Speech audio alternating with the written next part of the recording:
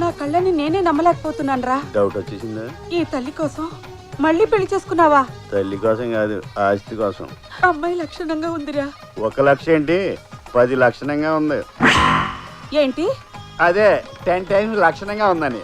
చాలు, ఈ జన్మకి ఈ ఆనందం చాలు. ఈ క్షణమే నా ప్రాణం పోయినా పర్వాలేదు. మరి అంత ఎమోషన్ అయిపోకు, నా దోలు తీరిపోద్ది. కావాలంటే ఆస్తి నా ఫ్యాన్ రాశాక కొట్టుకట్టి ఎదిగాను. ఒక్క నిమిషం ఉండు. ఇదిగోరా. నువ్వెంత మంచిదానివే అమ్మా. ఇచ్చిన మాట ప్రకారం అలా పెళ్లి చేసి రాగానే ఇలా ఆస్తి రాసి ఇచ్చేసావు. ఇచ్చిన పుత్ర, ఇవి ఆస్తి పత్రాలు కాదు, ఎంజాయ్ పత్రాలు. హనీమూన్ కి బ్యాంకాక్ వెళ్ళటానికి టికెట్లు.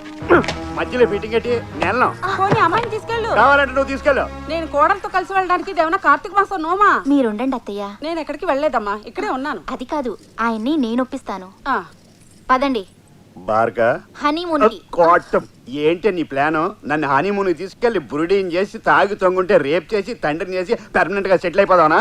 నీకు ముందే చెప్పాను హనీమూన్లో శోభనాలు లాంటివి లేవని. ఆ విషయం నాకు గుర్తుంది, కానీ విడాకులు కావాలంటే మనం బ్యాంకాక్ వెళ్లాల్సిందే. ఏ విడాకులు ఇచ్చే కోర్టు అక్కడ ఉందా? లేదు, ఓ వారం అలా తిరిగేసి వచ్చి మీకు కరెంట్ లేదని డిక్లేర్ చేస్తాను. మాకు కరెంట్ లేకపోవడం ఏంటి? జనరేటర్ ఇన్వర్టర్ కూడా ఉంది. నేను చెప్తున్న కరెంటు ఇంట్లో కాదు, ఒంట్లో. నా ఒంట్లో కరెంట్ లేకపోవడం ఏంటి? పెద్ద పవర్ ప్లాంట్ ఉంది. చనిపోయిన నా భార్య షాక్ కొట్టి హెల్ప్ హెల్ప్ అని ఎన్నిసార్లు క్యాకులెట్టిందో నీకు తెలుసా? అని మీరు పబ్లిసిటీ చేస్తే నాకు విడాకులు ఇవ్వలేరు. దానికి దీనికి లింక్ ఏంటి? మీరు సంసార సుఖానికి పనికిరారంటేనే కోర్టు విడాకులు ఇస్తుంది. అలాగా అయితే నా ఒంట్లో కరెంటే కాదు కొవ్వొత్తి కూడా లేదని చెప్తే కానీ పద.